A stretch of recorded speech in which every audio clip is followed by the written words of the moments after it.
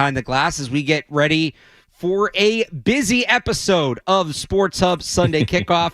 It is the post-combine edition, a bigger post-combine than usual. I was there in Indianapolis this week. I have to give a huge thank you to the Sports Hub for sending me. I want to thank everybody who tuned in to everything we did, read on the website, watched the videos, all of that. I'd be remiss if I did not also give a major thank you to Jim Louth, to Matt Dolph, and to everybody who was working hard back here that allowed me to get done as much as I did. Luke Graham as well. A ton of stuff. I think Kyle helped out with some of that. We had a ton of stuff going on behind the scenes that allowed me to get done as much as I did. Those guys took a ton off my plate and allowed me to focus on what I wanted to focus on. So thanks to them. Thanks to you for tuning in. I will say, though, the Combine is not done. The Combine is not over. I stayed through media availability, but there are still workouts. That wraps up with the offensive line today, and that includes the arm measurement for Will Campbell, which those have been coming out around like 11 o'clock, so I'm not sure if we'll get it, but we have Kyle Fabrizio on Arm Length Watch today. You understand, Kyle? Answering the phones. If you want to call 617-779-0985, answering the phones, getting us in and out of break, all of that. That is secondary today for you. You are on Arm Length Watch. As soon as we have that, I want the breaking news sounder, and we're going to get into it. But we have a lot to talk about. What was that? Look at my little arms. Let's hope not. There's conflicting reports, too, because Greg Bedard has it out there that last year he was measured in 32 7/8, and there was a piece on ESPN yesterday that had him over 33. So we will see. But there was a lot to talk about besides that. A busy week at the Combine, which was pretty unreal to see in person. It really is immersive. You're in football, even when there's not the actual Combine events going on, just the buzz in the city, the entire NFL is there. You kind of feel that no matter where you are, no matter what you're doing. And I think the big thing for the Combine this year, Cerrone, as we get started here, is how many times have we talked about through the last 2 months, there's so many unknowns going into this offseason for the Patriots and for the league. And I think we got, not all, but a good start on answering those this week, whether it be the free agency class, which was seemingly shrinking every day I was there, whether it be the draft class, which was seemingly being downplayed more and more every day I was there. Maybe not the answers we wanted, but it certainly felt like we got some important answers this week. Yeah, I mean, you were there, so it's. I can only imagine what it's like being around, that type of crowd for a week. Well, when did you get back, dude? First of all, I got back Friday night, so I was literally watching the tight end workouts on the plane. Okay, all right. I can't imagine the amount of, I would say, buzz, the things you were hearing, the stories about players. Last night, the Deebo Samuel move that kind of came, I wouldn't say came out of nowhere, but things like that outside of the actual Combine and the players themselves. But look, I guess got questions for you, man. Like what you saw when you were there, like what groups unexpectedly stood out and what group unexpectedly didn't look as polished as expected going into it? So I will say the receiver group, I heard mixed things on the receiver group before we got to them. So it goes in order. It was defensive. It was front seven defensive players, then defensive backs and tight ends. They were together.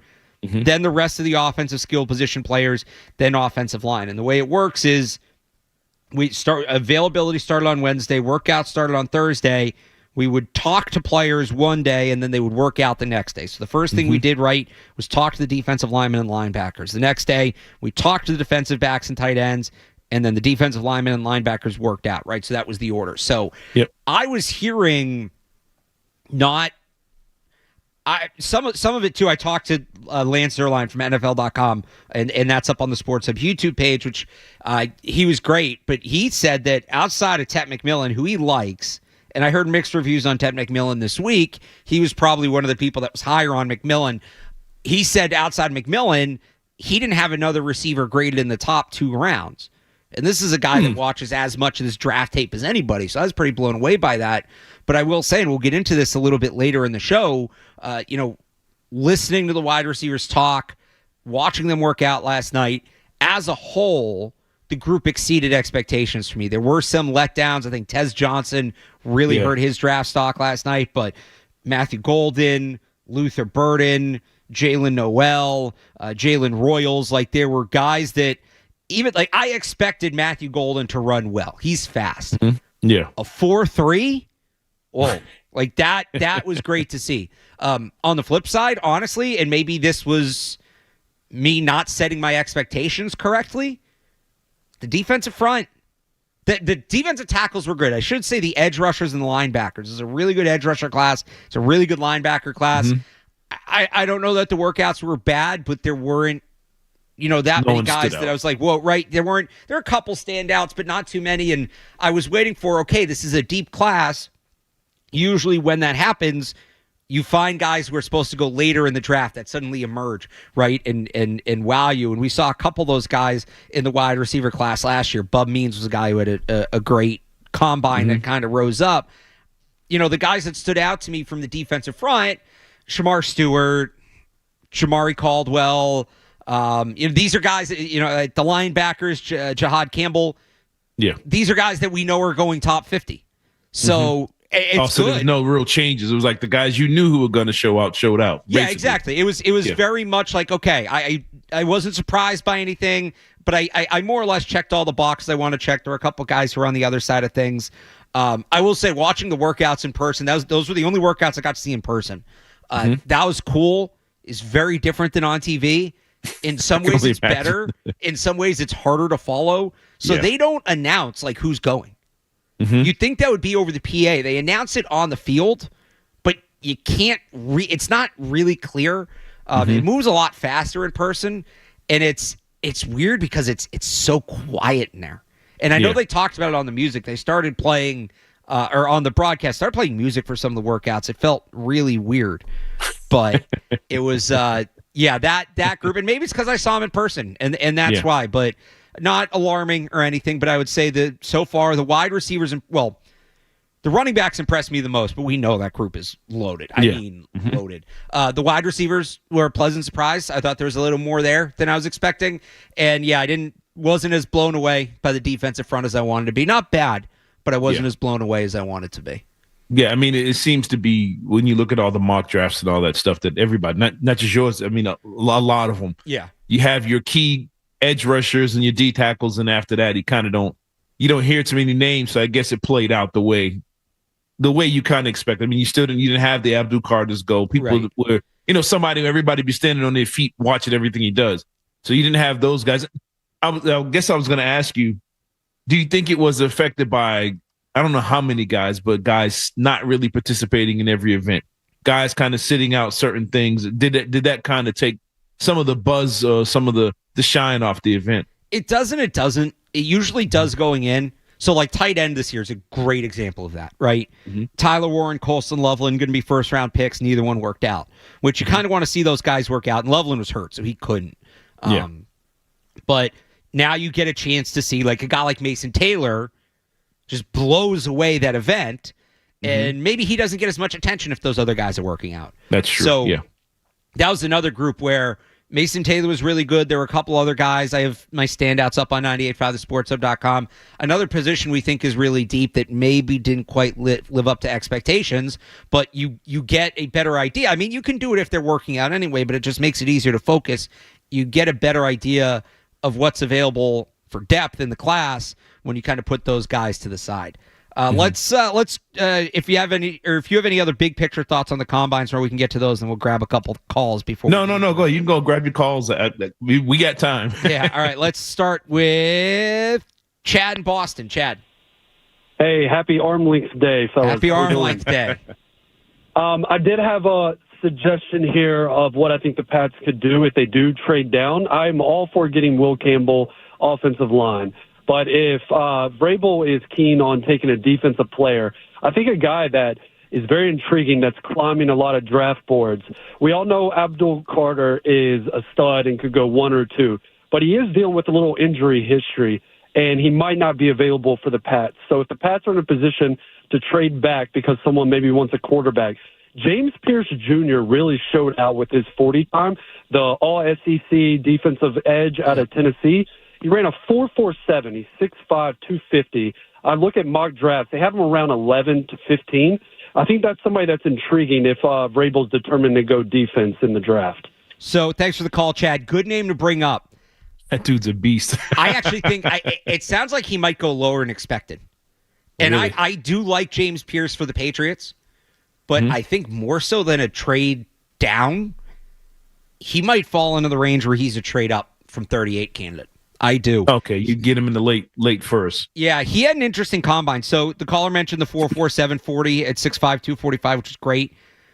But he only had a 31-inch vertical. He never great broad jump. That's about like lower body power, right? So he is a pure speed rusher. He's probably going to be a passing down specific player early in his career, which is why I think he'll fall further than people expect. But this new defensive system the Patriots are going to run, you can be a little undersized. It prioritizes speed over strength. So he'd make sense for them. That's a good name to know, but I actually think he's a guy maybe you get moving up from 38. Could you get him and Will Campbell? Could you get him and Travis Hunter? I have my first NFL mock draft, first-round mock draft, dropping tomorrow. I still haven't totally finished it, but this is something I'm actually kicking around, so keep an eye out for that. Let's go to Matt in Rhode Island. Matt. Hey, good morning, guys. Great content this week, Barth. Thank you. Two things. Isn't this Will Campbell thing kind of like Isaiah Wynn? I get the arm length thing, but is he a guard or is he a tackle realistically? And two, when do you see Golden going? Because I think he's a great receiver, especially I think Josh McDaniels would do well with him. Thanks. Yeah, thanks for the call, Matt. Will Campbell, I've seen people to compare him to Isaiah Wynn. It's not a good comp. For one thing, he's significantly bigger, arm length aside. Isaiah Wynn was 6'2", 305. Will Campbell, we'll see what he checks in at today, but is listed at 6'6", 323. And Isaiah Wynn was actually a guard in college. Like, he played that. He was a tweener. He played both. Will Campbell has exclusively been a left tackle, 3-year starter at that position. He's a tackle. The conversation just comes down to arm length, but there was reporting from Mass Live this week. The Patriots don't care about the arm length. They see him as a tackle, so there you go. We'll get into that more later in the show. Matthew Golden, to me, is a first-round pick. If he starts falling 28, 29, 30, I forget what the Bills are in there. The Bills won't let him get past them, I would think, but he should be a first-round pick. He's a guy I'd be comfortable with the Patriots moving up for. I think he can really play. Let's go to Danny in Gloucester. Wants to talk about another wide receiver in this draft. Danny. Love your content. Thank you again. I was just watching this Colorado-Stanford game, and I just can't unsee it because there's two big takeaways. One thing is this kid, Alex Ayumanor, absolutely dominated Travis Hunter all game. And this is not like a great Stanford team or a good Stanford quarterback. Everyone in the stadium knew exactly where the ball was going. Travis Hunter was on him one-on-one, and he couldn't do anything. He couldn't tackle him. He couldn't cover him. He couldn't contest catches. This kid looks like a beast.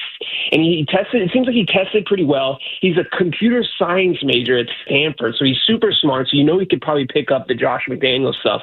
Like, I just don't see why he's not a guy that we should be really targeting in the second round. And on the flip side, I don't want anything to do with Travis Hunter. I think Travis Hunter is clear that he's a 6-on-6 T-shirts and shorts guy. He's going to get bullied at the next level. I don't see it with him. I don't want anything to do with him at 4. Will Campbell all the way. Thanks, Alex. Thanks for the call, Danny. Ayumanor had a really good day yesterday. The big knock on him to me was speed, speed and quickness, that sort of thing.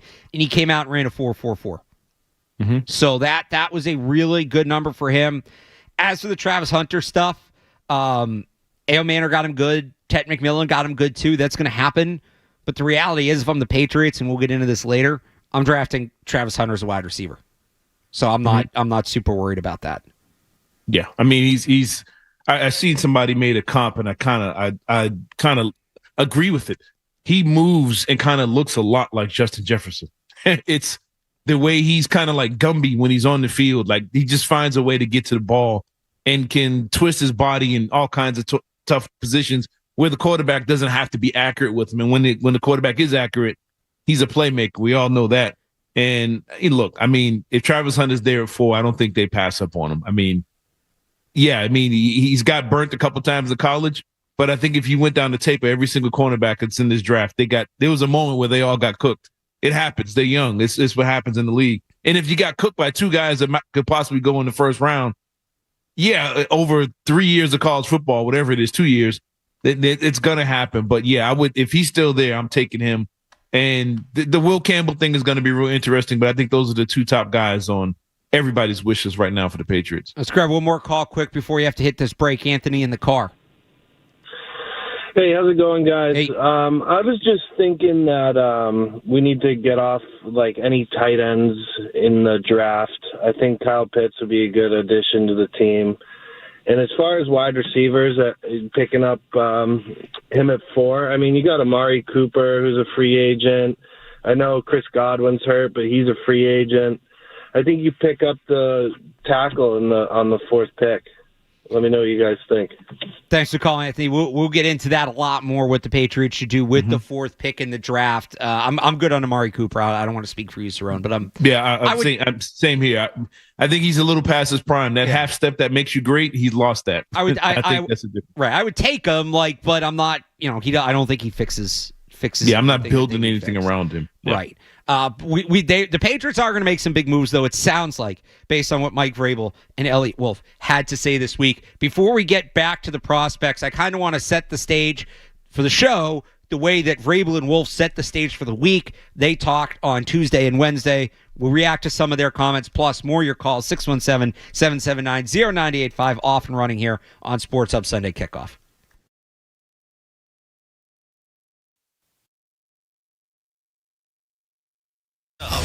Cut your energy bills without sacrificing comfort. Upgrade your home with Bruin Remodeling and their energy-efficient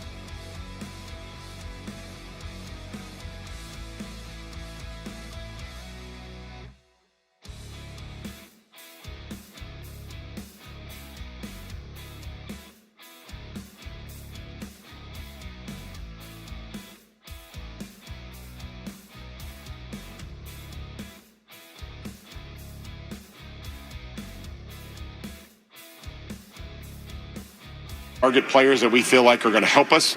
They're going to be outstanding players. They're going to be outstanding additions to the locker room and the community. And if that all fits and the compensation fits, but I'm confident that we'll be aggressive. We've started some of those discussions internally. And I think having different plans and having an option A and option B, I mean, things are going to change. Everybody's looking at the same players. So we have to be ready to pivot and adjust and have a vision for each player, I would say, at each level. You know, I mean, there's going to be this high level that things are going to get done very quickly. That'll transition then to, you know, maybe just some mid-range dollars, and then obviously you look at opportunity. So free agency gets broken down into, you know, compensation, and then it gets broken down into opportunity. And I feel like we're in a position to offer both as far as compensation and opportunity for some of these players. By Blue Sky Restoration Contractors. If your home or business is damaged by a property disaster, call Blue Sky first. With locations across New England, they'll take care of everything from beginning to end. Visit goblusky.com. Blue Sky Restoration, restoring your property and your life for a brighter tomorrow. So Mike Vrabel talked about being aggressive. Elliott Wolf talked about some of the mistakes he made last year. He's very open about the mistakes he made last year and mentioned in free agency. They need to be more aggressive than they were last year, and I'm paraphrasing, and be willing to spend more aggressively than they were. Now, those comments have some people hearkening back to the Gerard Mayo burn some cash comment. Yeah.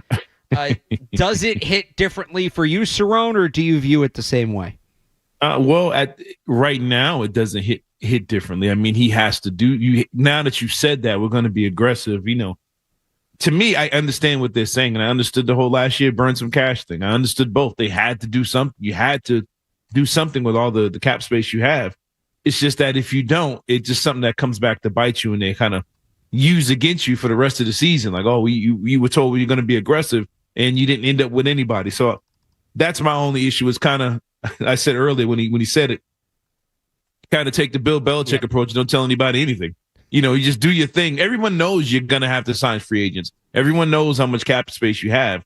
So I think you take it easy and kind of take the high road. No, we're going to see what we can do. We're going to try and bring guys in, kind of keep it simple. But when it's key words that kind of trigger fans that kind of, you promised you were going to be aggressive. It's like, well, it doesn't mean they aren't aggressive. Now they could be aggressive going after a player, but it's up to that player to sign with you. But, I mean, look, I think they're going to do something. I think they're going to make some moves. And I think the key part to that his answer there was opportunity. I think that's going to be a big selling point for this team is guys they're going to go after. It's like you're going to have an opportunity to shine and be the man almost at whatever position that they go after. You might be the best dude that's on the team at that spot when you bring them in. So I think the opportunity part is going to be a huge selling point for this Patriots team. And to me, in a similar vein, just to go back to the being aggressive comment, Vrabel said that day, I don't remember if it's the same press conference, he did a couple availabilities, but said also that day, like, we're not going to sign players just to sign players. Mm-hmm. And I think being aggressive and not being reckless is the key here. Yeah. Right? And not throwing good after bad, and understanding you don't pay, Chris Godwin T. Higgins money because you didn't get T. Higgins. Mark throw Cooper. Good money after bad. This is going to take multiple years and things like that. But I do think they're going to go out and, if you want to use the word aggressive, fine. But Vrabel talked about it with some conviction that the roster is going to look different by the end of August. Now, I wouldn't read that to mean like they're going to cut a bunch of players that people don't like that maybe weren't good last year.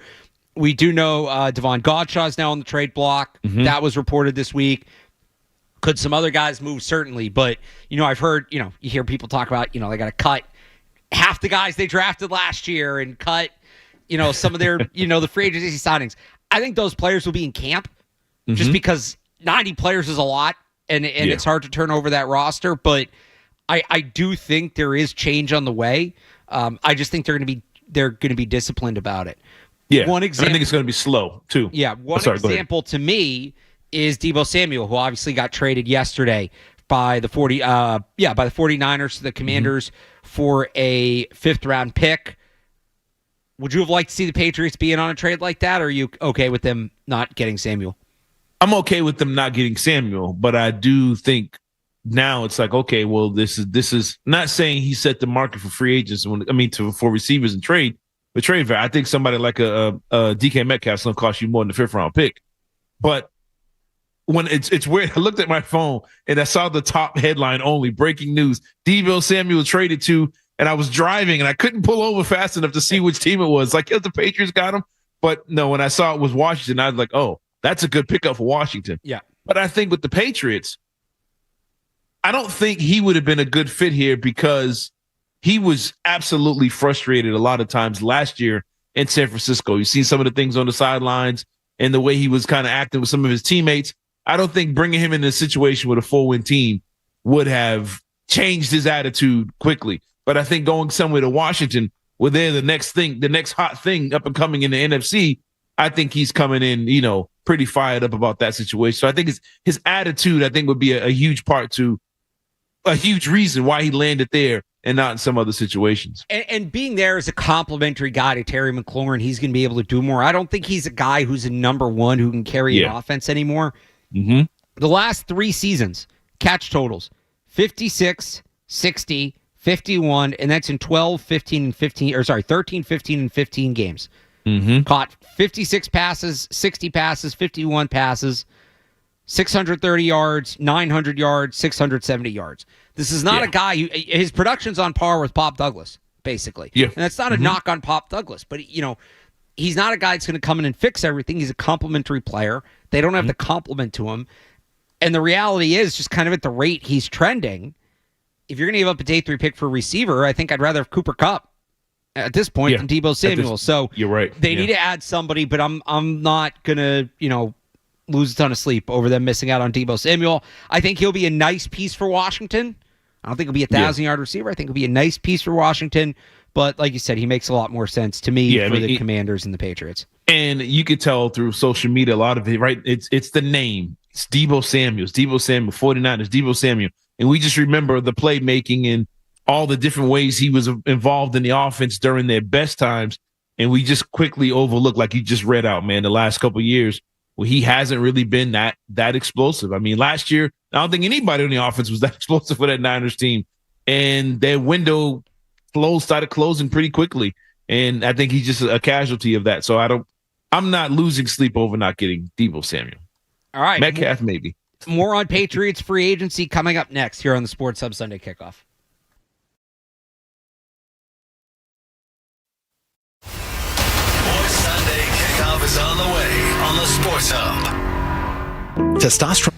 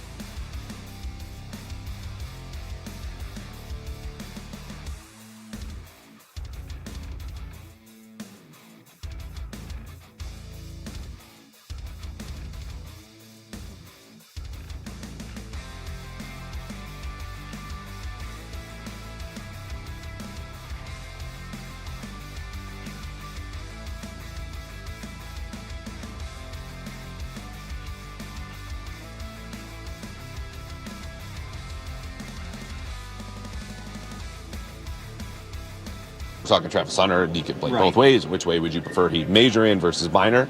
But my expectation is they're going to look at this in the mid rounds of the draft. And in the meantime, you'd still like a veteran out there because, again, this is going to be a different defense. And guys like Jonathan Jones, who they do want to bring back, are not going to star in there. And even Marcus Jones might be someone that doesn't fit what Vrabel wants to do. So I think they're looking for bigger players there. Christian Gonzalez is obviously safe.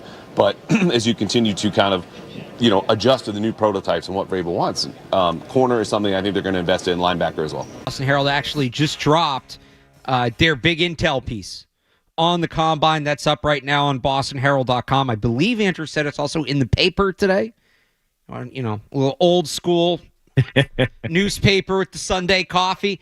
Some great stuff in here from those guys. I don't want to give it all away on the air so people read it, but he does mention in terms of internal free agents, and you heard it there, Jonathan Jones as a guy who would be back. Devon Godshaw could get traded. Also mentions Joe Milton. It says the league buzz around a possible Milton trade has yet to match outside media-driven speculation.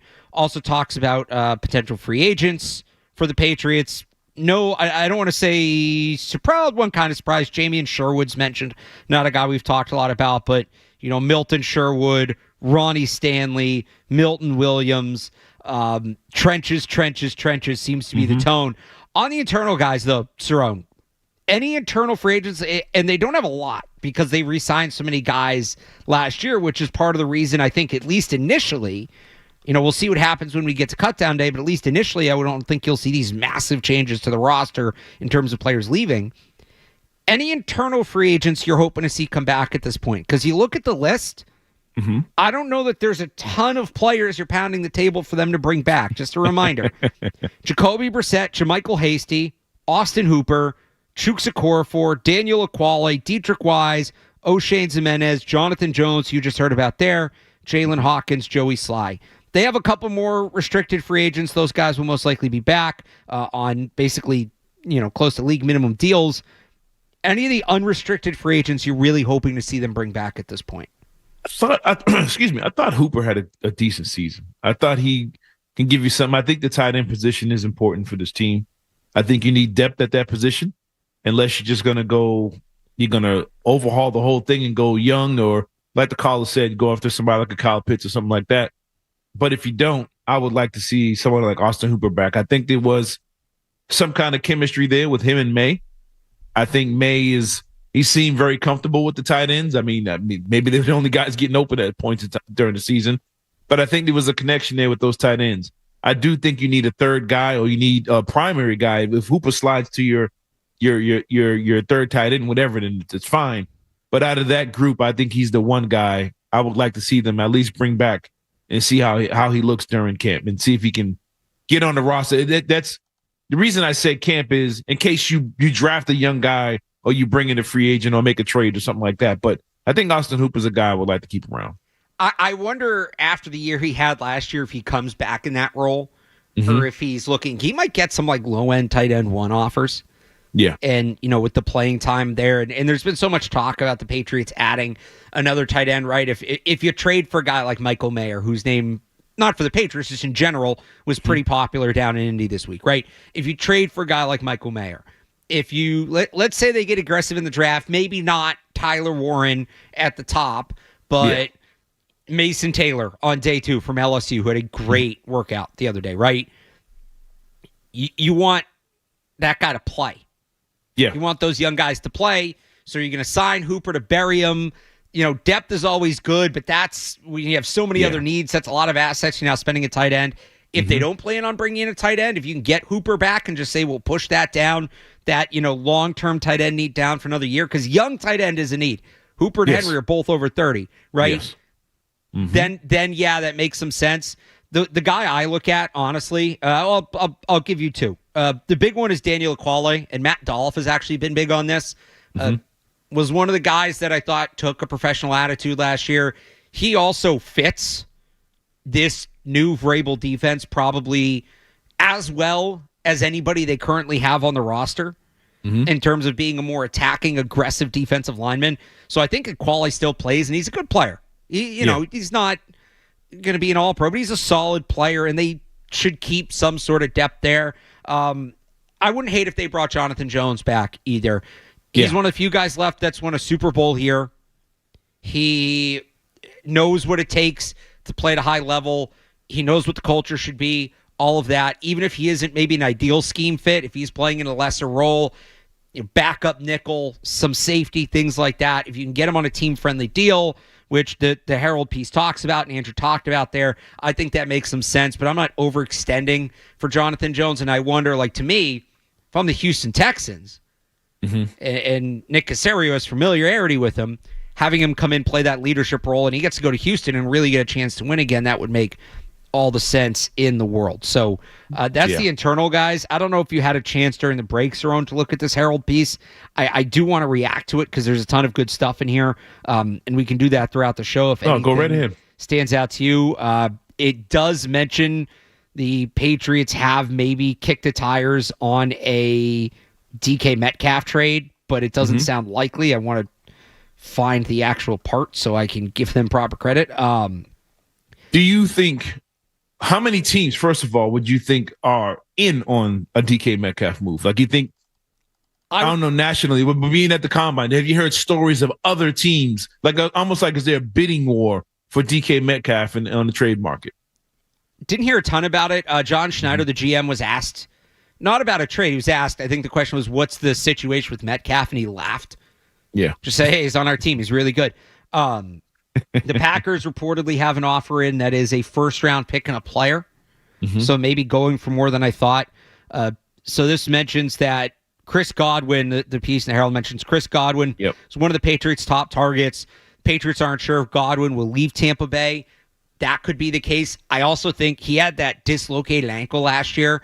Sounds like he may be behind schedule rehabbing that, which for a 29-year-old receiver is not great, especially when he's also coming off the torn ACL.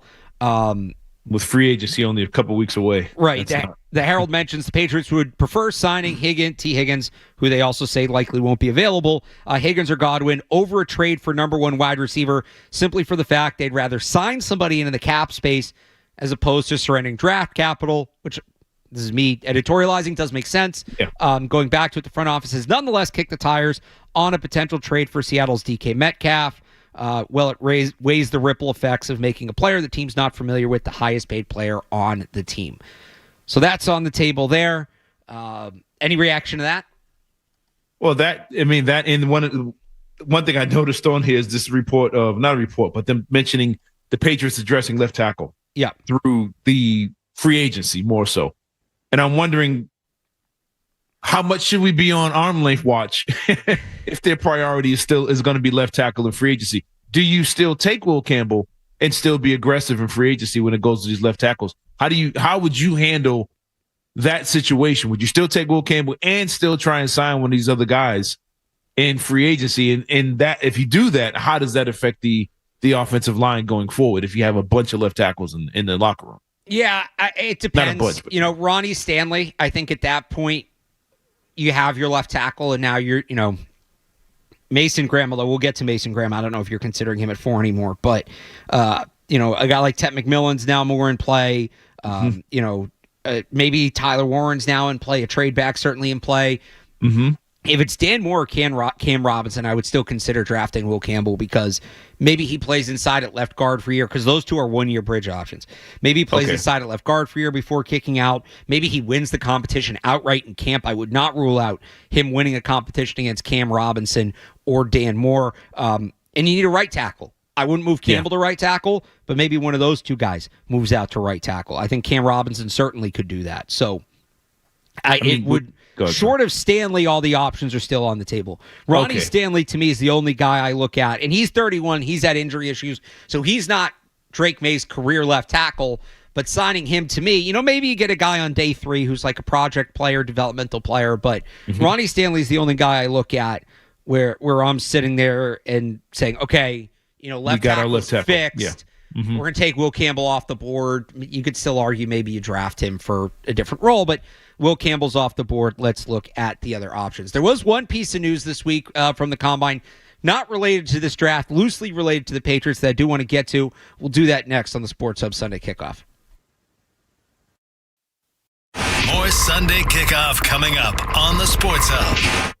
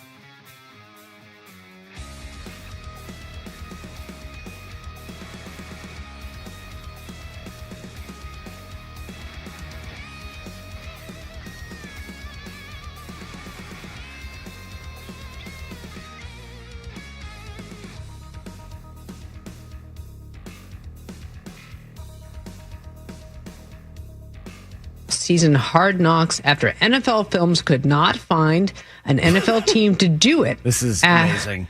After their debacle last year, sources tell at FOS. You know what this is? So this is the 31 other teams being like, okay, we just saw how badly exposed that the Giants just got.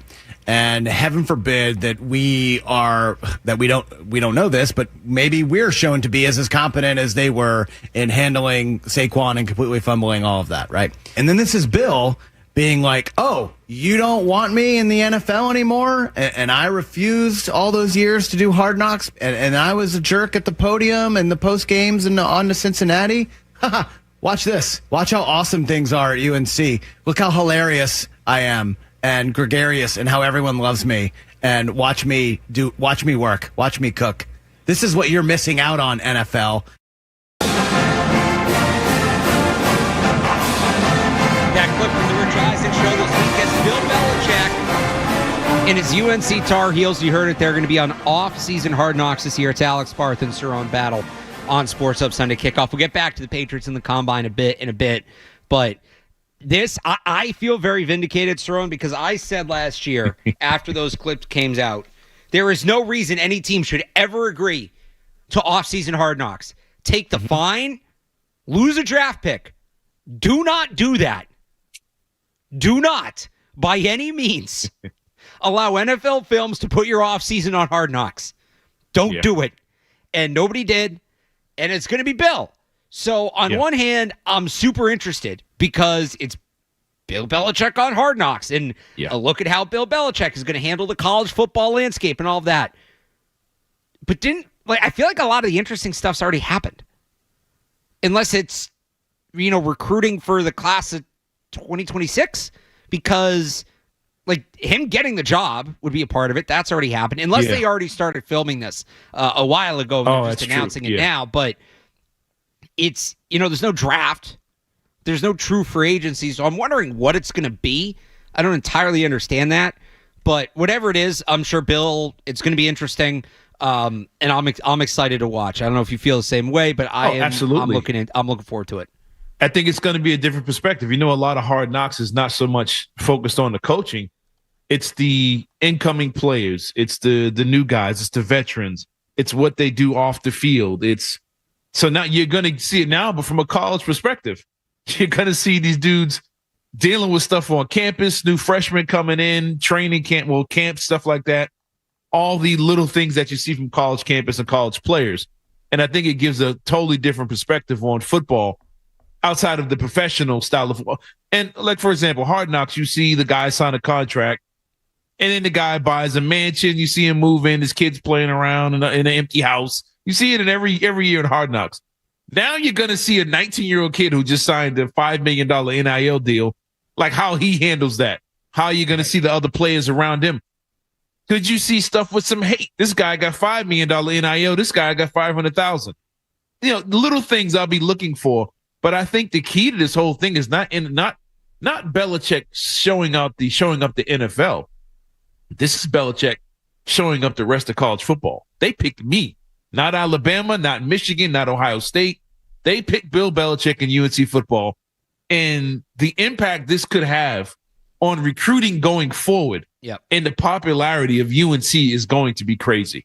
And I think that's why they're doing it more so, sticking it to people in the NFL that didn't want them. If you're a college kids looking to choose where they're going to go in the future, UNC now is squarely going to be in the middle of their options. Excuse me. Do you think they went to Bill, or do you think Bill went to them? I think they went to him. They went to him. How good do you think that felt for Bill? Oh, I think it felt great. I think so too. I think he smiled the whole time. It didn't even hesitate to say absolutely yes. And we know he's loved NFL Films for years. Yes. A misconception about Bill Belichick that the whole anti-media thing. I'm not saying he loves doing those press conferences or anything. Yeah, he's a historian though. He has always had an affinity going back to Steve Sabol for NFL Films. So if it was somebody else doing it, if it was the Amazon series, I don't know, maybe not. NFL Films, he gets to do that. He kind of gets reminded. Well, none of your other coaches want to do this stupid thing. If I'd been in the league, although, let me ask you this. Let's say Bill was coaching the Cowboys or the Jaguars or the Giants, any of these teams we had rumored, or the Patriots, right? Let's see who's still here. Mm-hmm. Do you think he would have agreed to this if he was running an NFL team? Ooh. I'm going to say no, because I think he's smart enough to understand. I think he's too secretive. And I think he's, even for him, he's smart enough to understand the potential damage that comes with it. Yeah. I don't think he'd do it on the NFL level. I think on this, with him being at college doing this, you're going to see the on-field stuff, like all the NFL film stuff we've seen with him coaching up players. You're going to get all of that. You're going to get the college experience through the perspective of the players, the college athlete experience.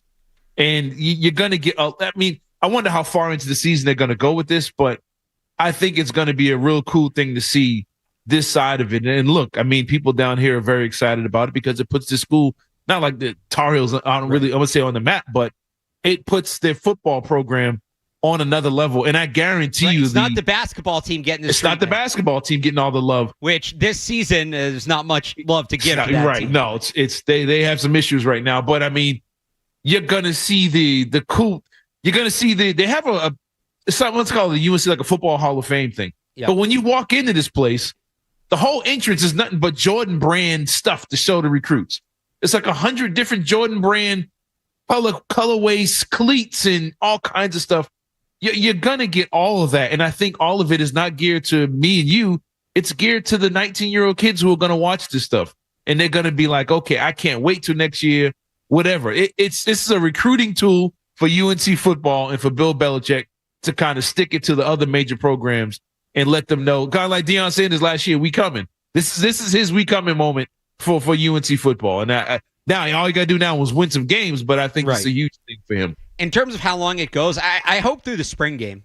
Yeah. Like Bill Belichick, and maybe we get this separately, but Bill Belichick mic'd up at the spring game would be cool. That's kind of a different environment for him, right? Yeah. I don't know. Do they call it anything? Is it like the can't think of what they call this white thing game or whatever? Yeah, something I know like some that, teams call it different things, but that would be interesting. All right, we'll get back to the combine. We'll get back to the draft. You want to talk about any of that? 617-779-0985. The Herald piece from Doug Kyde and Andrew Callahan. That's on the table. The NFL Combine, all of it. Let's do some real Combine talk, though. Stock risers, stock fallers. We'll do that next. 90 seconds, no commercials, just the headlines here on the Sports Hub Sunday Kickoff. From the Town Fair Tire Studios, this is your home for every Patriots game. Into the end zone, trying to keep the play alive. Falling down, he goes to the end zone. It's got it! Touchdown! WBZ-FM at HD Boston. 98.5, the Sports Hub. A Beasley Media Group station. Sports Hub headlines. Presented by Celsius Energy Drinks. At TD Garden this afternoon, the Celtics host Nikola Jokic and the Denver Nuggets as they try to bounce back from Friday's loss to the Cavs. Tip-off this afternoon set for 1 o'clock. Pre-game coverage starts at 12:30 right here on 98.5 The Sports Hub. And immediately following that game, we'll also have coverage of the Bruins road matchup against the Minnesota Wild. Puck drop for that one is set for 3:30. It's the second half of a back-to-back for the Bruins. They narrowly came away with a 3-2 win yesterday against the Pittsburgh Penguins. Red Sox spring training continues today with the matchup against the Mets at JetBlue Park. Walker Buehler will get the start for the Sox. First pitch is at 1 o'clock. The Revolution dropped their home opener 1-0 last night to Columbus. And the NFL Combine wraps up today in Indianapolis with offensive linemen getting their chance to work out. That includes the arm length measurement for LSU offensive tackle, left tackle, Will Campbell. Sports Hub headlines are brought to you by the Shaws and Star Market Foundation. They've teamed up with Trent Frederick for Feeding the Puck for Families to help fight food insecurity. Learn how they're assisting the Greater Boston Food Bank at 985thesportshub.com/feedthepuck. I'm Alex Barth on Boston's Home for Sports, 98.5 The Sports Hub. Your next update is at 10 o'clock. Boston plays here. Pritchard, half court, it's in the air. Oh! He got it! He did it again! 98.5 The Sports Hub. He begins the approach with a run-up and a swing right leg. Every football game starts with a kickoff. This is Sunday Kickoff with Alex Barth and Cerrone Battle on your home for Patriots football. 98.5 The Sports Hub. Golden. He's one of my favorite players in this position group. 4-3 flat.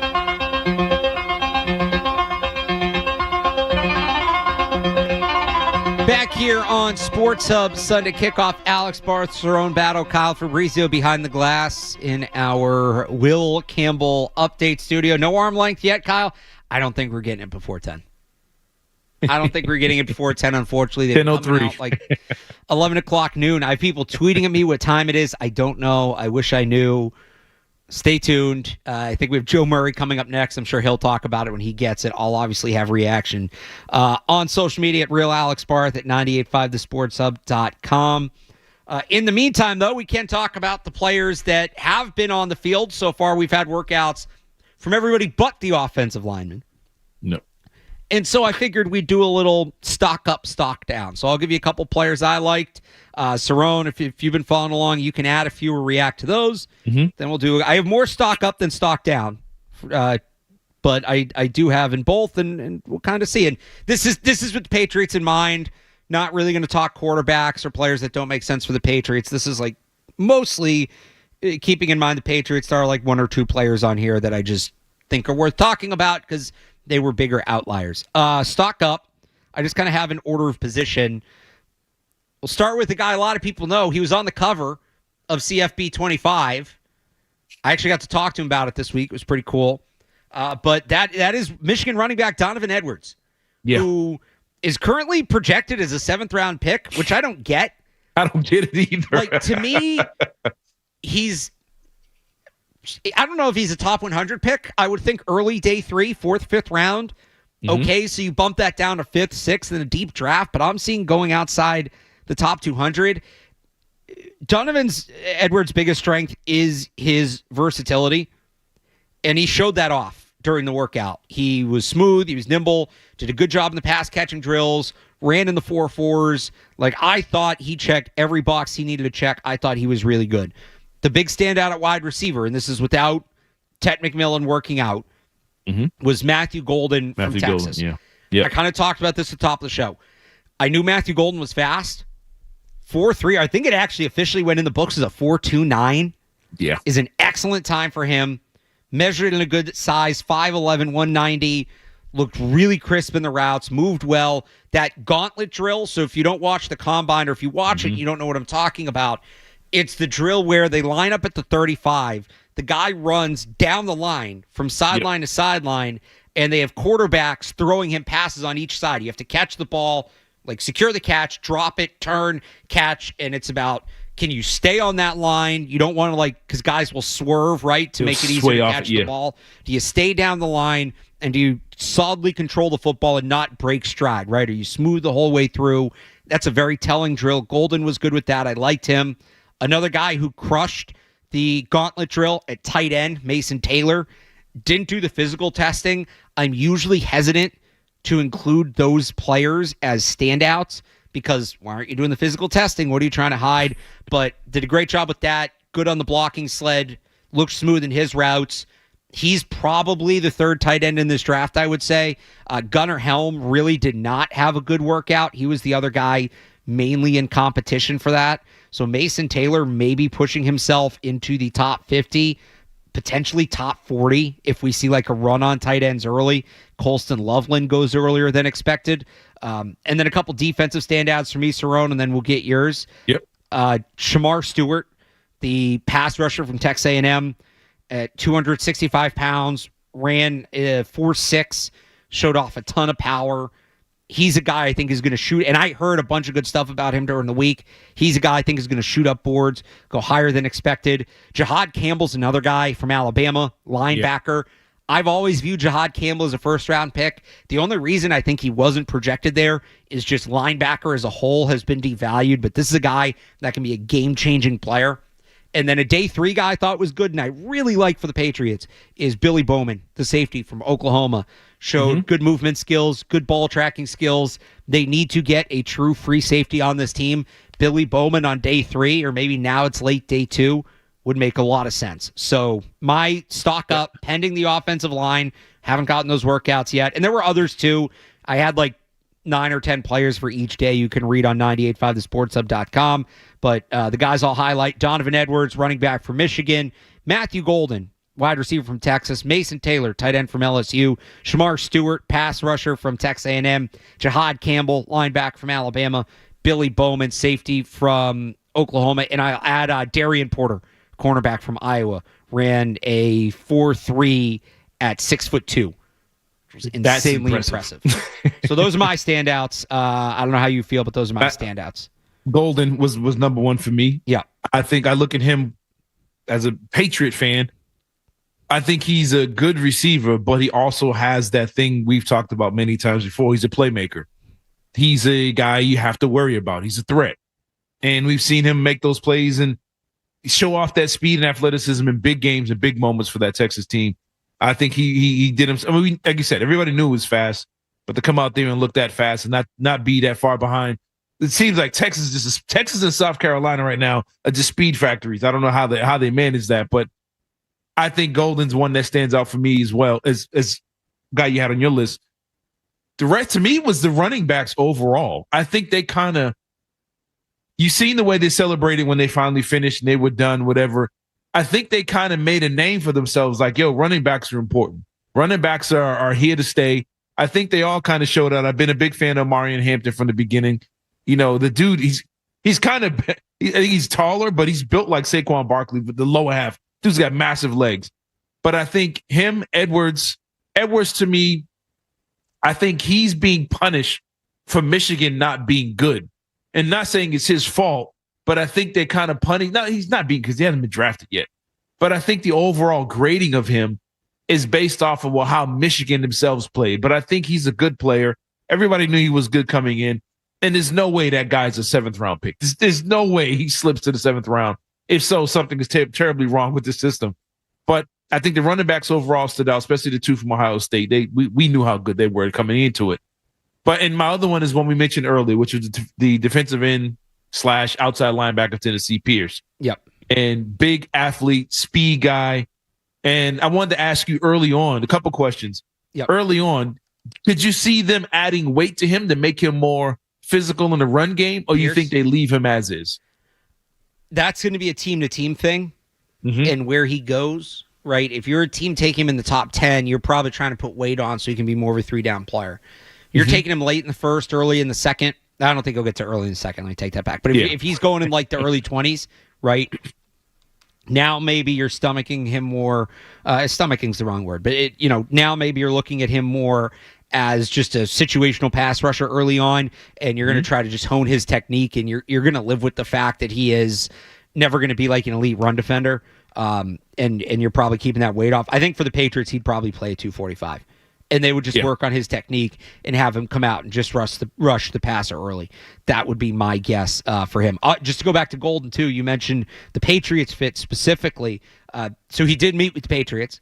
I talked to him about that meeting with the Patriots. He said, quote, "I took a lot of coaching from them. They coached me hard. I'd like to be coached hard." So I think, and that was kind of the vibe I got, was that he's a very serious guy in that sense. And I think that's going to be the kind of player that they're Mike Vrabel. Yeah, exactly. That's a Vrabel guy. A few guys stalked down for me. The big one, was kind of the big story yesterday. Tez Johnson from Oregon talked about how he was going to push Xavier Worthy's 4.21 40 record. He looks fast on tape, so I get why he was asked about it, but talked about potentially pushing the record. I think his exact quote was, when he was asked how fast do you think you'll run, he said, "Don't blink, you'll miss me." He ran a 4.51. That's which not is good. There were guys, and so the full context is he measured in 156 pounds. So there was guys 100 pounds heavier that ran that fast. There were legitimately guys 70 pounds heavier that ran significantly better times than him. And it's just going to be tough to play in the NFL at 156. And people have compared him to Tank Dell. Tank Dell was 12 pounds heavier and ran a 4.49. So I guess similar ballpark, but 12 pounds makes a difference, and a 4.49 to a 4.52 makes a difference. It wasn't quite the same combine, and Tank Dell is a massive outlier. Those guys don't usually pan out. They don't make it, Rough combine for him. Ollie Gordon, the running back from Oklahoma, one of the few running backs that didn't stand out. I wanted him to be good. I get he's bigger. I wasn't expecting him to run a 4.3, but he was also in the 4.5s, lumbered a little bit through the positional drills. Not quite what I wanted to see from him. And then I think he stumbled early in one of the 40s. Yeah. And then two guys that I know Patriots fans like, so I'm sorry to do this, but they did not have a great combine. Harold Fannin did not test well at all. The tight end from Bowling Green. He's probably, some people saying he might be a fullback. The athletic testing wasn't good. He was smaller than expected. Coming from the small school, he's going to fight a little bit of an uphill battle here now to kind of disprove that. And then Mason Graham. And Mason Graham didn't do the on-field testing, but the reason we were talking about Mason Graham as a top 5 pick was the rare combination of size and athleticism. And he was a guy, you talked about him as, he measures, because when he was listed at Michigan, and they always screw with the numbers a little bit, but this guy's listed at 320, and he moves like a guy that's 280 that's really impressive. Well, it turns out he's closer to 280 than 320. Measured in a 296, which still a good player, but he's not that rare sort of athlete that you're looking to take in the top 5. Like, he can still be good. Braden Fiskey's a good player. Braden Fiskey went in the second round last year because he's an undersized defensive tackle, and that's what Mason Graham is at this point. Doesn't mean he won't be good, and he'll probably still be a first-round pick because it's a weaker group. He might be a reach at 4 now. I wasn't saying that before. He might be a reach at 4. And I know some people said he took weight off for the combine or whatever. That's what I was just about to ask you. Do you think him working out for the combine kind of hurt him a little bit? But he didn't work out on the field, so I don't know why he would have been trying to drop weight. That's true. Yeah. And he'll maybe get back up to like 305, 310, which, okay. But that's still not – this was a guy that was playing, like an athletically dominant, almost defensive end. Doing that at 320 is what made him special. Now, do you think he's not doing that at 320? Was he measured at 320 before the season started last year? So I don't know. Did he play that down? At. You know what I'm saying? I mean, I'm going to guess he played bigger than 296. I would guess he's right around 305, somewhere in that range. The schools always mess with the numbers a little bit. I mean, the pro teams mess with the numbers a little bit. We know that. Yeah. But 25 pounds a lot. That's a lot. That's a notable shift. It's normally not like you'll have a guy that's 6'10" listed as a 7-footer. Okay. Right. Yeah. You'll have a guy that's, 295 listed at 300, 301. Okay. You're talking about two different body types. Two people. Right. Two different people. That's a little bit tougher. I don't know if you had any other guys that maybe were disappointing compared to what you wanted to see, but that's my list again. And again, there's more on 985sportshub.com. Tez Johnson, Ollie Gordon, Harold Fannin, Mason Graham. I'm disappointed that I didn't get to see the stars. That's what I'm disappointed at. I'm disappointed that guys didn't, we know we understand a lot of these guys are top 10 guys. They don't want to do anything to hurt that. They don't want to get hurt, whatever it may be. But I wanted to see what made Genty more physically gifted than the other guys. You know what I'm saying? I wanted to see some of these guys run some of these routes or some of these drills, all of them, except for the guys who are hurt. I get that. But when you just say, nah, I'm not going to do it, and this is not the first year that it's happened, but I feel like, Dak, a lot of people wanted to see these stars do their thing, and I think that's what I'm more disappointed in now. And I think, look, if some of these guys fall in the draft, somebody's going to fall who didn't show up for this thing, you got to look and say you're to blame for it because you didn't go out there and give somebody some fresh tape or some fresh eyes on you that might have helped you in the draft a little bit. But yeah, that's what I'm really disappointed in the most when it comes to these players. I will say, I think we got, I get want to see the top of the draft guys. I think there were some guys that worked out that, players of their caliber haven't in the past. Amari and Hampton, I don't think needed to work out. No, he didn't. Yeah. Teams are very secure in where he's at, but he did. He was great. He was another standout. It's unfortunate. I don't think he's realistic for the Patriots. I asked him about reuniting with Drake May this week. He seemed very excited about that. Had nothing but great things to say. Talked about how Drake May took him under his wing and Chapel Hill and all that, but he might be a first-round pick, so that's probably not happening. Yeah. But you saw him. I think Golden and also Luther Burden, who, by the way, I thought had a solid day yesterday. There's some concerns about hand size, but you look at his numbers when it comes to drops and things like that, and he seems to be able to make it work. Like guys like Amari and Hampton, guys like Luther Burden, I don't think would have worked out every year. I don't think guys of that caliber, especially in a weaker draft, are guarantees to work out, but they did. So I'll give them credit for that. Let's get into some specific players, though. I put the Will Campbell arm length later in the show, hoping we might have the number. We don't, but I want to talk about Will Campbell anyway. We'll do that next here on the Sports Hub Sunday Kickoff. Stay tuned for more Sunday Kickoff on the Sports Hub. What is insurance? Insurance.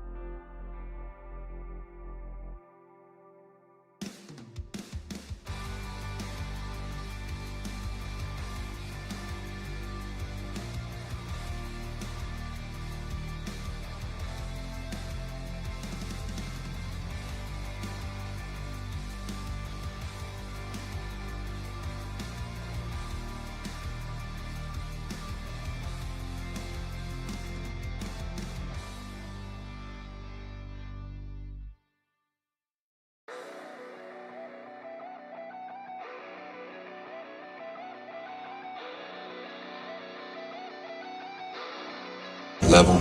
You know, you can go look at my tape. You know, there's not one play on there that when I get beat, you say, oh, that's because he has shorter arms. You know, obviously I don't have, you know, stereotypical offensive tackle arms, but, you know, I'm aware of that, and that's something that I use, you know, every week to, you know, my game plan and preparation on how to attack different defenders.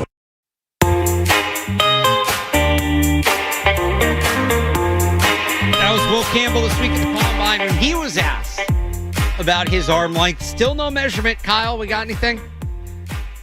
Yeah, it's coming at like 11:30. I don't even think it's going to be like a 10:02 one. It's going to come at 11:30. The good news is, if you're somebody who wants Patriots to take Will Campbell, I guess. The good news is, bad news if you don't.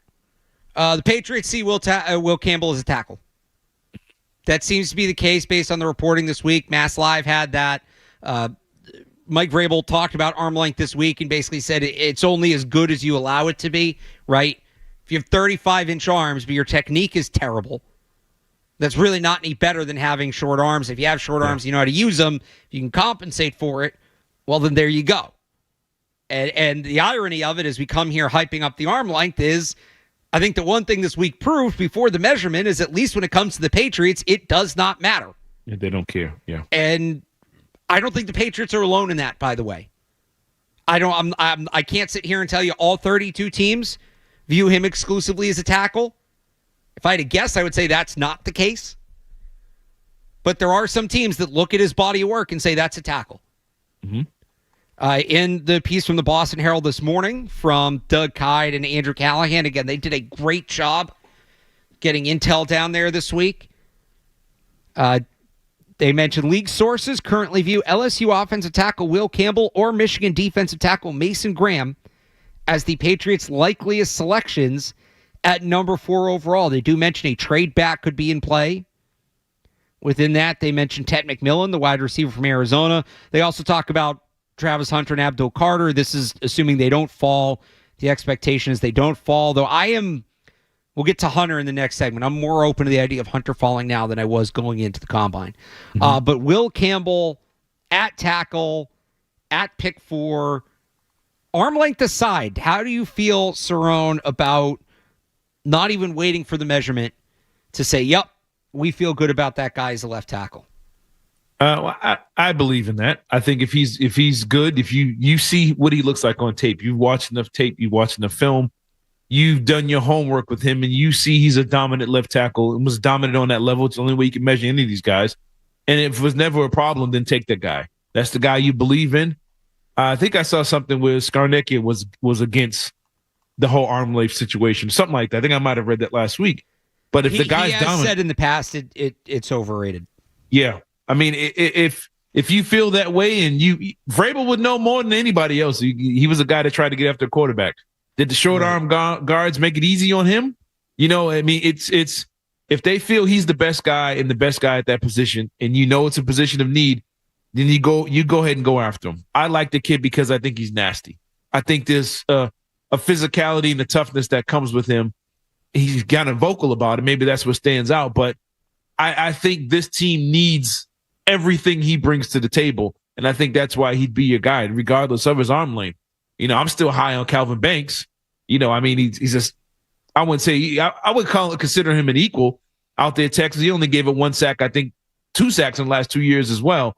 But I think he's just as dominant and a massive human being. It was dominant for a dominant team in Texas. But again, if Campbell's the guy you believe in, I wouldn't let the arm length stop you if you think he's a dominant left tackle and a guy you can pair it with Drake May for the length of his career. This is your guy. This is your buddy. We're going to pair you guys up forever. You're going to watch his blind side, and you're going to help us dominate in the pass and run game. Take the guy. Don't pass up on potential greatness because you're afraid of the arm length situation. Well, I would say the other side of it, you mentioned Banks there. Let's say, and again, the piece from the Herald mentions Ronnie Stanley as a target, and it did sound like being down there, there's uncertainty whether or not the Ravens are going to be able to sign him, because they have a lot of free agents that they need to bring back, and I'm sure they'd love to have him back, but he's going to be a tough player to bring back. Okay, so if they don't get Ronnie Stanley, right, there really wasn't a ton of buzz about Will Campbell down there this week. Mm-hmm. Not a ton of buzz about Josh Connor, good or bad. I just mean, like, this wasn't people knocking. You didn't hear a lot. Yeah. You didn't hear a lot of people excited about Kelvin Banks. I didn't anyway. Didn't hear a lot of people excited about Josh Connerly, Ariante Ursary. You keep going down the list, right? People really weren't talking about the tackles. This was not a position group people, besides Will Campbell, were excited to talk about. So could he be there? This is kind of how I felt, is that if you don't get Stanley, if it's not Will Campbell, then who is it? Mm-hmm. Who is it? Are you going into this season? And I like Ursery. I would say he can be a year one starter, not a day one starter, but a year one starter. Mm-hmm. Anybody else, I think you're going into the season in open competition. You're going to have Vidarian Lowe back. You're probably going to sound a guy like Dan Moore or Cam Robinson. Those guys are like those are all fringe starters. Yeah. And they can start, like they're starting caliber players, but they're not unquestionably cemented into that role. Like Ronnie Stanley, that's your left tackle day one. You're right. Good. Yeah. You're not Will Campbell, I think. Now there's the usual rookie thing that comes with it. And remember last year Drake May was like the third quarterback up during reps in minicamp, right? But week one, Will Campbell's going to be your starting left tackle. Mm-hmm. Cam Robinson's right on the line there. I don't know that you're going to just get the kind of player to compete with him because of who's available this offseason, but he's a bridge guy. If it's Dan Moore, like Dan Moore and Josh Connolly, to me, are competing for the job, right? Dan Moore and Ariante Ursery are competing for the job. So if it's not Will Campbell, if you don't get Stanley and it's not Will Campbell, you're probably not truly addressing that need this offseason.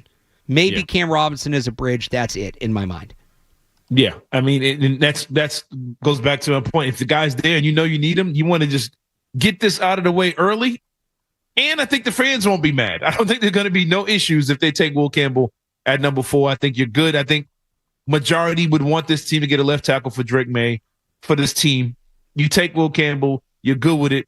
Now the fun begins when it gets to the later rounds. Not later rounds, after Will Campbell. After you take him at 4, the fun really begins on how this team is going to be built going forward. But I think if you want to go ahead and get that out the way, the safest pick to me is to take Will Campbell at 4, if he's still there. Let's grab a quick call before we hit the break here. Andy in Sudbury has been hanging on. Andy, good morning. No worries. Morning, guys. How are you? Good. Good. So I have two standouts at the combine for me. One was wide receiver out of Iowa State, Jalen Noel, a 41.5-inch vert and a 4.39 40. Yep. And Za Frazier, the corner out of UT San Antonio, I really liked him at the combine. I know he's a later round pick, but I think it was like his 40 was like 4.36 and his vert was, I think it was either 36 or 37.5. Okay. So he's a guy to look at in the later rounds to pair up with Gonzo. Thanks for taking my call. Have a great day. Thanks for calling, Andy. Jalen Noel's a really good name to know. Yeah. He is... if you're, I don't know that he's going to be that like coverage dictating receiver, right? It's a day 2 pick, 5'11", in the 190s. I forget exactly where he is, but 190 something. Fast, explosive, quick, built for a volume role. Like if you're trying to find that Welker Edelman prototype, to me, it's Jalen Noel and Xavier Restrepo, who didn't do the physical testing yesterday, but did the on-field stuff and looked really smooth. Like, I kind of felt that way going into the week. Coming out of the week, I feel even more so. Those two guys, Jalen Noel, Xavier Restrepo. I think Restrepo is a little tougher. He's got a little, he's got a little bit stronger hands. He's a little more nuanced. I think Noel's maybe a little more explosive.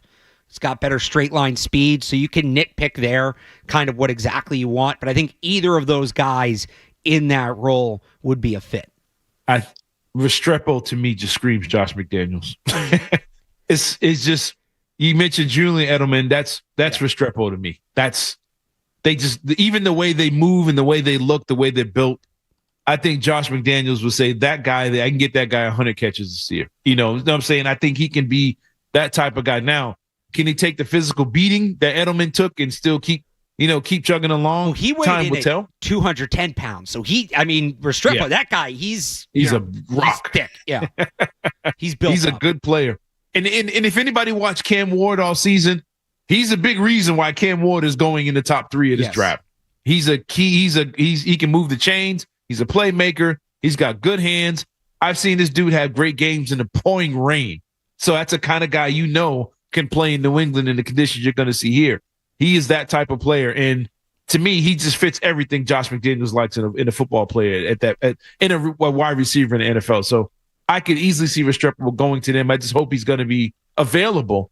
when it's third time to pick, second, third round, probably where you see him fall. Yeah, so it's Noel and Restrepo are both kind of 38 would be a little high, and I don't think they'll be on the board at 69, so what are you doing at that point? Are you reaching for one? Do you try to make a trade move around? Those guys will be interesting. I'll give you one more. If they want to go big slot, which I don't know if they will. If they want to go big slot, and I was not super familiar with this guy till yesterday, Isaac Tesla from Arkansas, 6'4", 214, ran a 4.43, and had the best short shuttle time at 4.05 seconds. He was impressive. So another slot receiver to know. Let's talk about the receiver at the top of the draft, though. No, not Ted McMillan. The receiver, I said it, receiver at the top of the draft. We'll do that next on the Sports Hub Sunday Kickoff.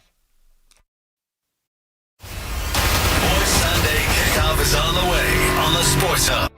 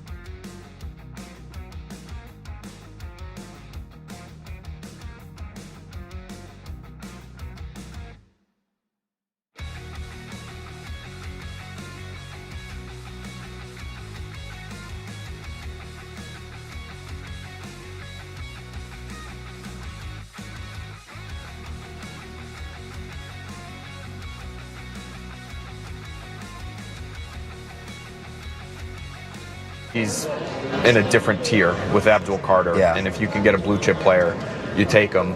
I would play him at receiver. I've heard like some over the top praise from receivers coaches this week who've studied him and scouted him closely, and their teams could be in the mix for him. The Devontae Smith comp is one that I've heard more than once, and it's not just because of their frames. It's like the unbelievable ball skills. Yeah. The ability to track it, to catch it if it's anywhere within reach. The one, quote-unquote knock that you might hear on him as a receiver is that he's not polished, but that makes sense because he's spending so much time doing the defensive thing, and if you can just get him to do a little bit more, focus a little bit more offensively, you would think that polish would come because clearly he's devoted, clearly he likes football. Like, you can't play as many snaps as that guy played unless you're, like, dead set on being the best football player you could possibly be. So I would draft him, and I would make him a receiver. The Boston Herald, Doug Kyde, Andrew Callahan ran a great piece today. All the insight they got at the Combine mentions inside the front office. The Patriots front office. Evaluators are split on whether Miami quarterback Cam Ward and Colorado quarterback Shedeur Sanders could come off the board before the Patriots are on the clock. I heard, just sort not for the Patriots specifically, but the general consensus that I heard is there is no consensus. Both quarterbacks could go before 4. One quarterback could go before 4. Neither quarterback could go before 4. I didn't hear so much of that one, but whether it's 1 or 2 before 4 really felt up in the air this week. Mm-hmm. In terms of will that push, in all likelihood, Travis Hunter down to the Patriots. Some people said, yeah, it's in play. Other people said it, probably not, more likely not. So that one kind of feels in between. If Hunter is on the board, if I'm the Patriots, I'm drafting him as a wide receiver. Doesn't mean he can't play a little corner here and there, but I think I heard comps from him.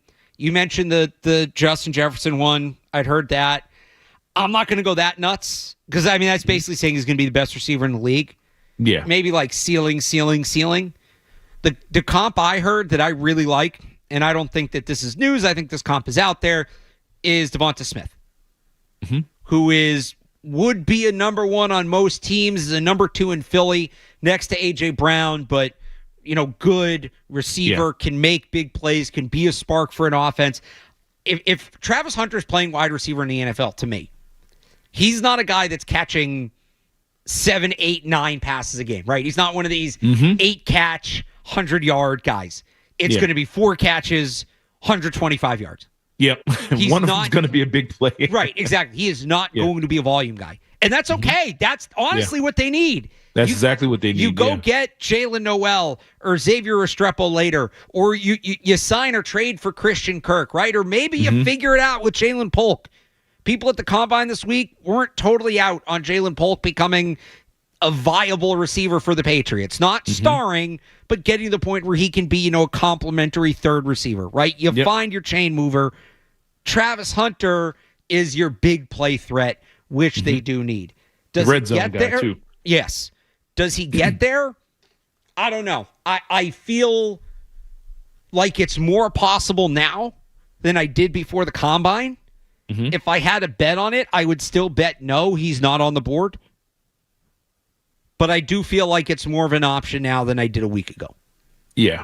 And I feel that way as well because I think the quarterback position is so important and so popular. And it's so key to your, not just on the field, it's key to off the field for these teams. And when it comes to the financial side, the marketing and all these other things, I think these teams want quarterbacks. And I think Sanders and Ward will be gone early in this draft. Teams can say, well, we might do this, we might do that. These teams that need quarterbacks are going to take quarterbacks. And I think there's going to be some more desperate teams behind the Patriots that want quarterbacks as well. It is what it is. That's the name of the game. Last year was the same thing. We knew the top 3 guys, and then we thought it would guys would linger a little later. Next thing you know, every quarterback on the board was gone in the first 15 picks. So, these franchises, owners understand the importance of having a quarterback. And with all that being said, I think Ward and Sanders are going to be gone early. I love the way these guys are working out together. It's pretty hilarious too. But if Hunter is there, I agree with you, man. I'm taking him as my receiver if he's there. I'm sorry, go ahead. No, well, let me ask you this, though. Because, again, I think he'd be a really good receiver. He's got the agility. The thing that stands out the most to me is the ball skills, right? There's really no pass. His hands are ridiculous. Anything in the zip codes, not just his hands. His hands are amazing, but the way he can contort his body, and it comes from playing corner. Yep. The way he can contort his body and gain leverage on defenders to make sure he is the one getting to the football. Mm-hmm.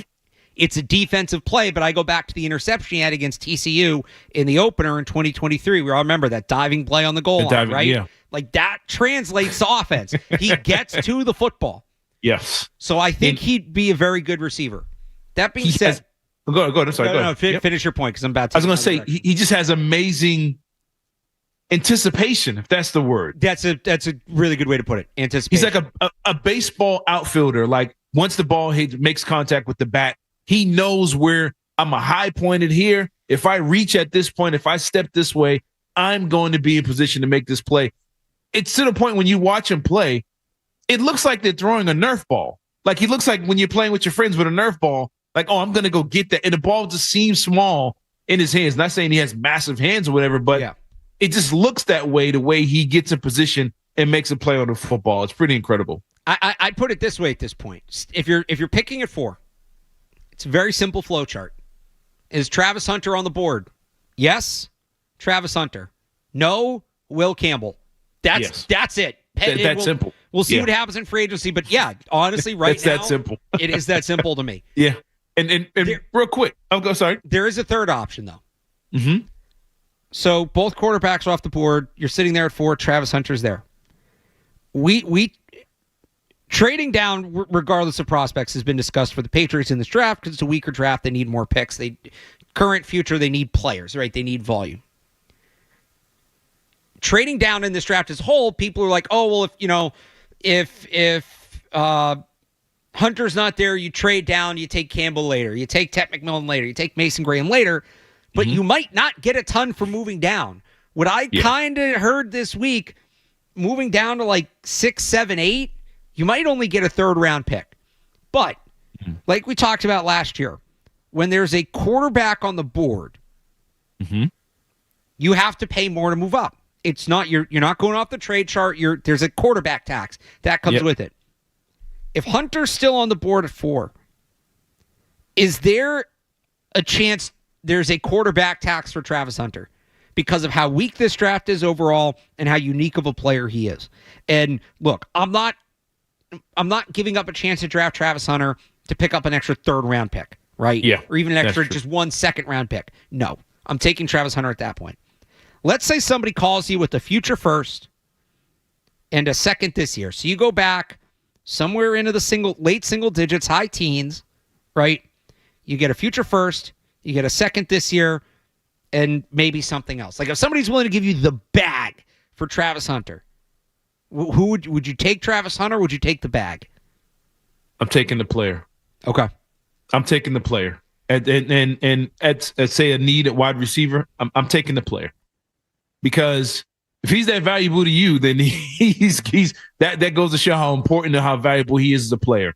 I'm taking the bag. I'm not the bag. I'm taking the player. Yeah. You keep your money, keep your bag, keep your draft picks, and I'm taking him. He's my receiver. Him and Drake May gonna be boys for years to come. And I'm looking at this kid's production: 96 catches, 1,200 yards, 15 touchdowns. Imagine how good he would be if he kept all his energy at wide receiver. How dominant of a player this kid could be. Which, by the way, he said this week he's open to. Just he'll do what the team wants him to do, offense, defense, plays both ways, whatever, which is a big development. Yeah, I think his attitude and his presence, he was there for all that. He was great. I got in the front row somehow in that massive I got to know Rondé Gadsden, who spoke before him, to make sure I got the spot. But I thought side note, because I meant to get this in, he could not have handled that any better. Crushed the media availability. Whoever coached him up did a fantastic job. No notes. He did everything he needed to do at that podium. Yeah, I mean, I think he checks all the boxes. Yeah. I think you get this kid. He gives you what you need on the field. He's a great kid off the field. And you talk about marketing. This kid got 1 million kids that follow him on Twitch and YouTube just to watch him play video games all day. He's like Kai Cenat and these other guys when it comes to that. The kids will love him. You can market this kid to death. The Crafts are going to make $1 billion off of him. I think he just crosses all the boxes. Great kid. I think you go ahead and if he's there at 4, you go ahead and pull the trigger. So I'm going to disagree with you a little bit. If there's a future first-round pick on the table, I think I'm taking the bag. I'm not moving back too far. I got to stay within like the top 12. You can't go too far out, yeah. Right. If I can, and I don't know that this is realistic. This might not be there. And yes, it is. Oh, well, that's not realistic. That's a big ask. This is how highly I think of Travis Hunter. But I'm taking the calls. If Travis Hunter's on the board, I'm taking the calls. If I can stay within the top 12 and get a first-round pick next year, this team doesn't. Travis Hunter's a great player, but they need more than one great player. They need a lot of great players. They need a lot of them, right? Yeah. 2 first-round picks next year in what's a better wide receiver class.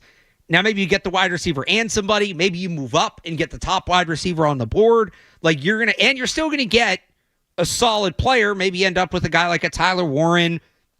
Maybe it's one of those pass rushers, Shamar Stewart, James Pierce. Now, yeah. Jalen Walker, Michael Williams, the 2 guys from Georgia, who there was a ton of buzz about this week, both of them. People are very high on the Georgia guys.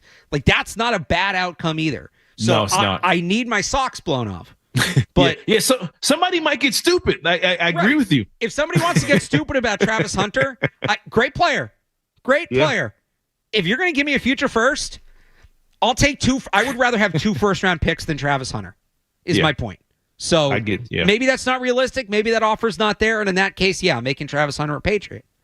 Yeah. But I'm working the phones, and I'm getting aggressive, and I'm really putting people's feet to the fire to see if I can get that deal done. Because if you can get the quarterback tax for Travis Hunter, that would be a pretty good sign. All right. Go ahead. I was going to say real quick, with the quarterbacks, is there any buzz of a third guy moving up?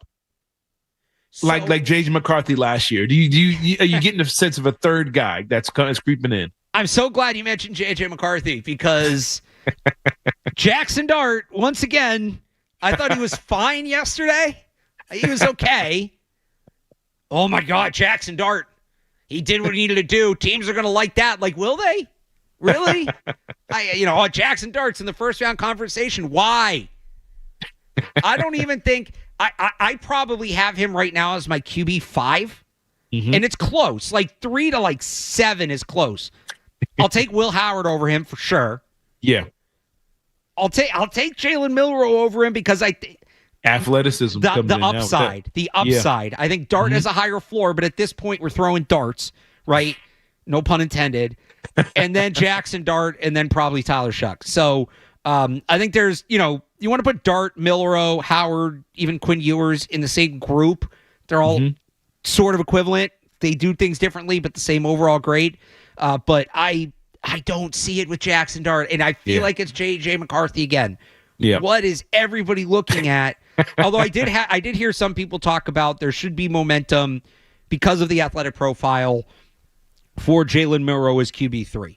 Yeah. So I heard some of that. Jackson Dart, people are high on. I still think Will Howard's going to sneak in there. I got a feeling too. Won the national championship, has the size, has the mental makeup. Especially the Raiders need a quarterback. Reuniting with Chip Kelly, just Chip reach a little bit to get him. I think it's those 3 guys in the conversation. I don't think you can say definitively any of them are QB3 right now. And I don't think any of them are first-round picks. Maybe one sneaks in, but there's too much depth at a position like pass rusher, right, where I just don't see a quarterback moving up that high in the draft. Yeah. I meant to ask you that earlier. I'm sorry about that. No, it's a good question. We've been waiting for this, mythical third quarterback to show up and maybe bump into the top 10 so the Patriots can get more, but it's not happening, man. Not in this class. It's not happening. But yeah, I mean, with your point with Hunter, I want the kid so bad, but teams have known to do some silly, wild things when it comes to trading away their draft picks. Teams have traded away their whole draft before for players. So if someone gets silly on the phone, you say, "Yep, go ahead. You can have them. I'm just going to own you for the next 3 years." So go. Thank you for those picks, and you do that. But if no one, like you said, blows your socks off, then you go ahead and make the pick. All right, that'll do it for this episode of Sports Hub Sunday Kickoff. Thanks, everybody, for tuning in. Kyle Fabrizio behind the glass. Great job. We will be back next week. Big-time free agency preview. So we talked a little bit about it today, but this will be the week where as Andrew and Doug did in the Boston Herald this morning, as Mass Live did. We didn't talk as much about that piece, but they did a really good job as well. Yep. They had some intel, and we'll get more of that. I assume we'll get a big news dump from a lot of reporters tomorrow. So here comes the arm length. Right, next week, and the Will Campbell arm length. Next week, minute. We will have plenty of info on, and we'll talk about, specific players. What's the free agency strategy going to be? Because the legal tampering period, a week from tomorrow, to get going, we're actually going to have moves. No more speculation. We will have moves. One more preview show for that next week. In the meantime, you can follow me on Twitter at RealAlexBarth, Cerrone at Cerrone_battle. If you missed any of my coverage from the Combine, 985thesportshub.com. We also have a ton of content up on the Sports Hub YouTube channel. You can find that there. And we will be back next week with more. So until then, for Cerrone Battle, I'm Alex Barth. Thanks for tuning in. We'll talk to you next time. Bye. More Sunday Kickoff coming up on the Sports Hub. Just like the perfect suit, testosterone replacement therapy is not one size fits all. Learn how Wellesley Testosterone is translating cutting-edge research into personalized treatment. If precision is your priority,